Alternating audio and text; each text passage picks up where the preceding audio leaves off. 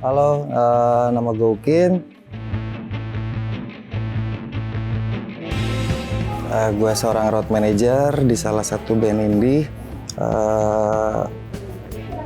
Gue punya tempat yang namanya Rumah Bergerak. Terus gue juga seorang frontman di salah satu band punk rock di ibu kota Jakarta. Sisanya gue seorang freelancer yang bisa ngerjain apa aja. 420 setahun sebelum pandemi berarti 2018. Sebenarnya sebelum gue masuk 420, gue baru aja memutuskan resign dari pekerjaan gue kantoran. Setahun selepas gue ngelepas kerja kantoran, terus gue bikin Rumah Bergerak. Setelah itu dapat tawaran dari manajemennya 420 untuk mengambil posisi road manager mereka karena kosong pada saat itu.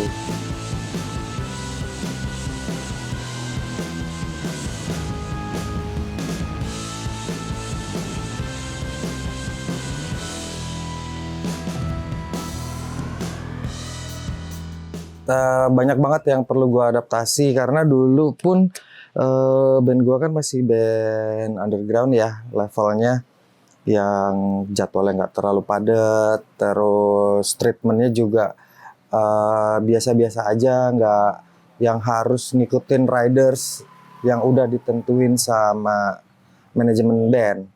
Nah di situ gue masih awal-awal gue masih sering telat, masih ngerasa gue yang harus di-treat, padahal tugas gue yang nge-treat band C420 ini.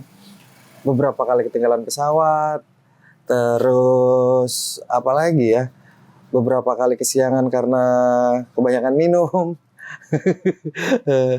Orang-orang sibuk soundcheck, gue malah bangun siang. Soundcheck udah beres, gue baru datang ke venue. Mending datang ke venue enggak, orang-orang udah pada balik ke hotel, jadi gue langsung ke hotel. Ya apalagi ya, sampai sempat mau mengundurkan diri dari 420 karena apa ya, gue ngerasa kurang kredibel gitu untuk menjadi seorang road manager band, bilangnya papan atas kali ya. Ternyata mereka sedisiplin itu, semiliter itu, saatnya manggung ya manggung, saatnya harus standby di lobi, saatnya harus sampai di bandara jam berapa. Ternyata malah gue yang sering telat tuh. Wah itu kayak anjir, gue nggak pantas nih kayaknya jadi seorang roadman nih. Itu harus ngawal tim produksi, ngawal player juga, berkomunikasi sama IO, berkomunikasi sama manajemen, berkomunikasi sama brand, bahkan sama show manajemen gitu-gitu. Gila, makanya ternyata job desk itu banyak banget yang harus dikerjain dalam satu event gitu.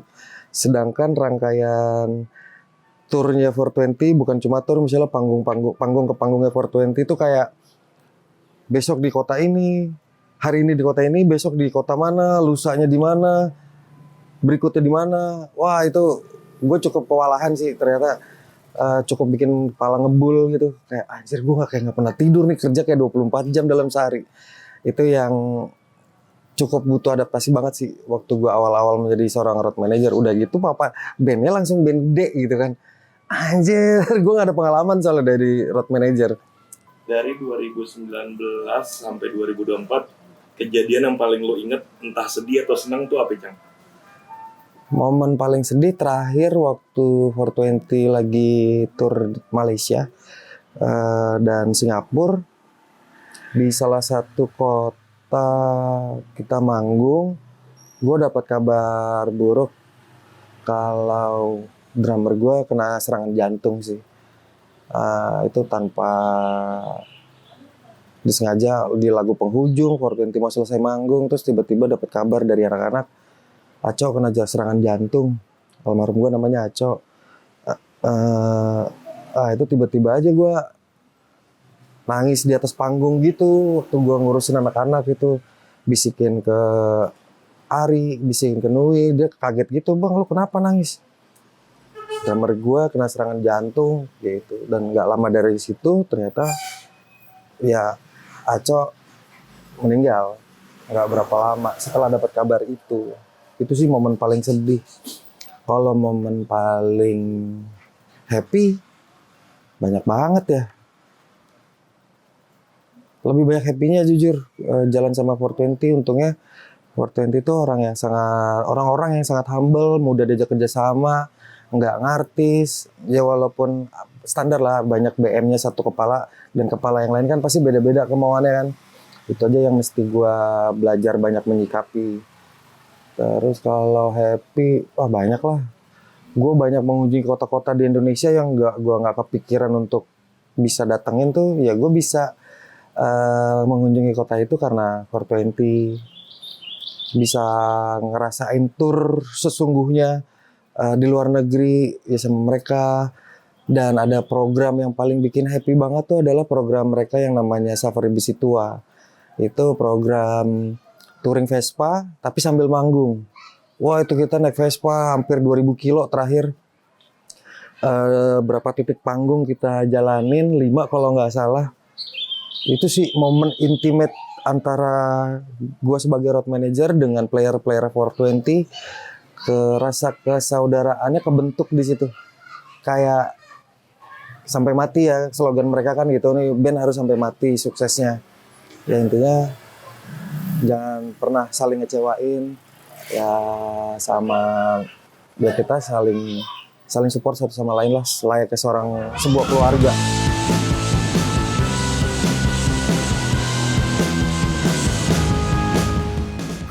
Kalau dari angle road manager, sebelajarnya gue ya berdasarkan pengalaman gue yang gue jalanin hampir 6 tahun tuh, intinya gue tidak pernah membedakan mana player, mana tim produksi, mana manajemen, mana klien. Gue berusaha men-treat mereka sebaik mungkin. Jadi player butuh apa, gue coba akomodir. Tim produksi butuh apa, gue coba akomodir. Klien butuh apa, gue coba komunikasikan dengan baik antara kepentingan band dengan kepentingan acara, kepentingan klien. Itu yang sampai sekarang sih masih gue jaga banget, walaupun kadang ketemu yang momen-momen ngesel, dongkol, tapi gue coba sebaik mungkin untuk tidak meluapkan amarah, apalagi sampai keluar caci maki. Itu yang harus banget gue jaga gitu ya, karena gue bertanggung jawab di lapangan, bertanggung jawab mengepalai kurang lebih 18 orang di tim yang jalan, belum lagi komunikasi dengan LO, dengan Shodi, dengan penyelenggara. Itu kalau gua kayaknya tidak menjaga tutur bahasa, perilaku, dan attitude, kayaknya bukan nama gua yang jelek, tapi gua akan mencemarkan nama baik band itu. Jadi itu yang sampai saat ini gue masih belajar sih untuk ngejaga gimana ekosistem antara player, kru, LO, panitia, acara, itu semua seberat apapun kendala, gue mencoba cari solusi yang win-win gitu. Ya sampai saat ini sih alhamdulillah ya, gue tidak pernah berada di momen tegang-tegangan gitu ya. Gue coba cari solusi yang terbaik itu buat semua pihak dan tidak mengecewakan pihak manapun. Itu sih gue masih mencoba, walaupun ada juga mungkin ada kekecewaan yang mungkin gue nggak tahu tentang pekerjaan gue dan tanggung jawab gue selama menjadi seorang road manager.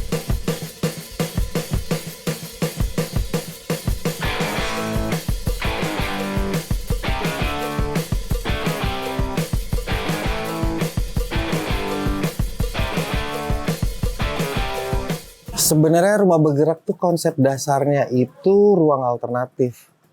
Di dalamnya ada kolektif. Jadi di Rumah Bergerak itu menampungi atau mewadahi teman-teman komunitas atau pelaku-pelaku kolektif dari lintas disiplin gitu ya. Entah itu musik, videografi atau fotografi sampai visual art. Gue coba nampungin teman-teman kalau mau bikin apa-apa boleh di sini, atau kita mau diskusi bareng-bareng, bikin sesuatu bisa di sini, bisa pakai buat pameran, bisa bikin showcase musik, bisa kayak di sini ada komunitas skateboard juga, mereka boleh kelola skate schoolnya, Terus ada komunitas boxing juga sekarang. Itu mereka bisa pakai wadah ya, kita pakai aja tempat nih kalau memang mau kalian butuh tempat buat latihan, tinggal bagi hasilnya seperti apa. Itu sih yang sebenarnya rumah bergerak tujuannya itu, dan tujuan termulianya menurut gua melahirkan talenta-talenta yang bisa mencapai ke level nasional, at least itu, dan melahirkan regenerasi terus gitu. Itu yang gue harapin.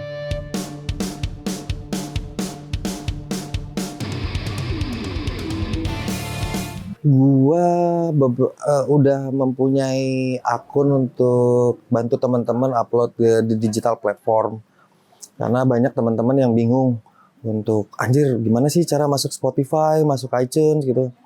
Ya gue masih sedikit belajar sih lewat manajemennya 420 gitu ya. Oh ternyata bisa ya kita upload sendiri gitu-gitu. Ya walaupun memang berlangganannya cukup lumayan, tapi kalau teman-teman yang masih kebingungan untuk mencari agregator atau upload sendiri, itu bisa dibantu lewat akunnya Bergerak Records. Kalau mau rekaman, produksi, workshop, kita ada ruangan di dalam.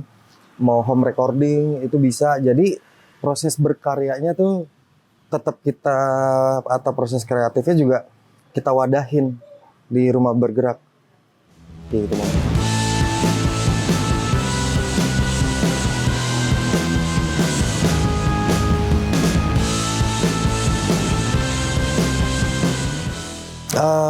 Yang pertama, kalau menurut gue, attitude lo prioritas.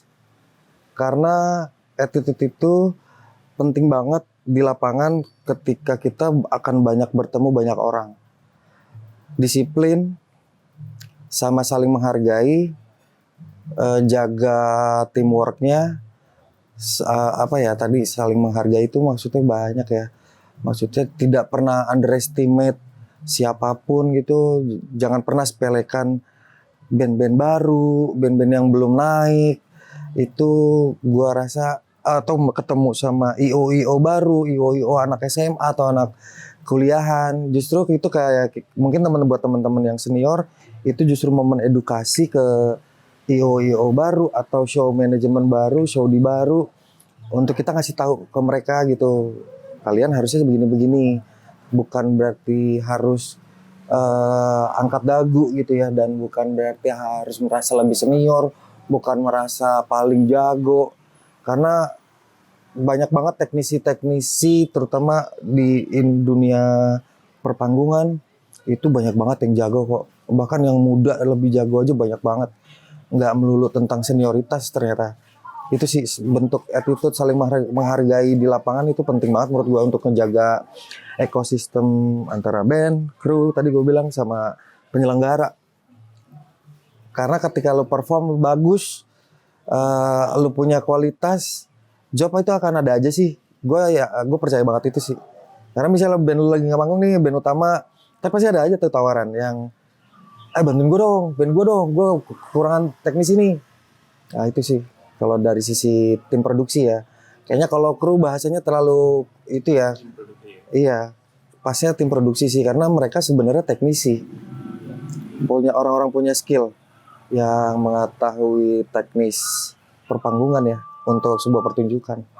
Gitu. Selama lo nge-roadman pernah ketemu sama band ngehe gak, Cok? Banyak lah, pasti ada aja gitu ya. Cuma ya itu tadi, jangan kan band ngehe, panitia ngehe juga ada. Cuma ya itu cara menyikapinya aja gimana. Ya gue pernah ngalamin misalnya nih, 420 ditaruh terakhir, cuma nggak dikasih level drum. Semua levelnya tuh diisi sama set drum band-band pembuka. Ya akhirnya, oh ya udah, kalau gue cuma bilang ke mereka, kalau kalian nggak kasih spot kita level atau riser drum, ya berarti kami main pertama dong. Nggak apa-apa kok, nggak usah siapin level, udah kita main pertama aja. Ya akhirnya kan mereka jadi berpikir, ya itu kayak momen edukasi mereka aja gitu loh. Bukannya mau dispesialin ya ketika main terakhir, tapi itu kan udah sebuah aturan etika sebuah pertunjukan ya. Ketika band terakhir pasti harus disiapin ya entah itu drumnya di tengah, itu udah pasti treatmentnya seperti itu gitu loh. Ya itu mungkin karena IO baru mungkin ya, itu jadi kayak mereka jadi oh iya ya kenapa gua lalai nih, harusnya band pertama aja yang tanpa level. Jadi dia kan bongkar pasang, main pertama langsung bongkar. Nah ini kayak gitulah, banyak teknis-teknis yang teman-teman IO baru atau show manajemen, tim show manajemen yang baru banyak yang lupa ketika eksekusi di lapangan. Itu sih.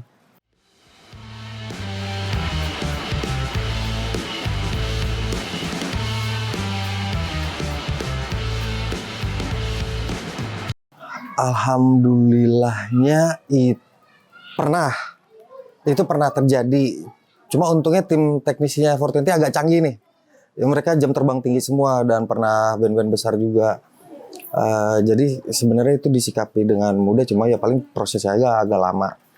Dan itu mungkin bukan karena band sebelumnya yang bermaksud sabotase atau jahil gitu ya, tapi karena memang routingannya kadang-kadang routingannya kacau.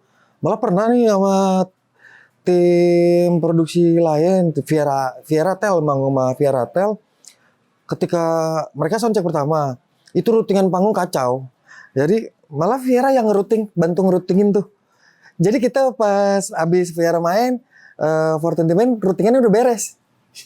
Ya gitu, ya, maksudnya apa ya, itu maksudnya yang tadi gue bilang, ketika nama kita baik, ekosistem kita jaga, saling menghargai itu pasti akan ketemu tuh momen-momen kita saling ngebantu di lapangan, nggak bukan saling menjatuhkan gitu.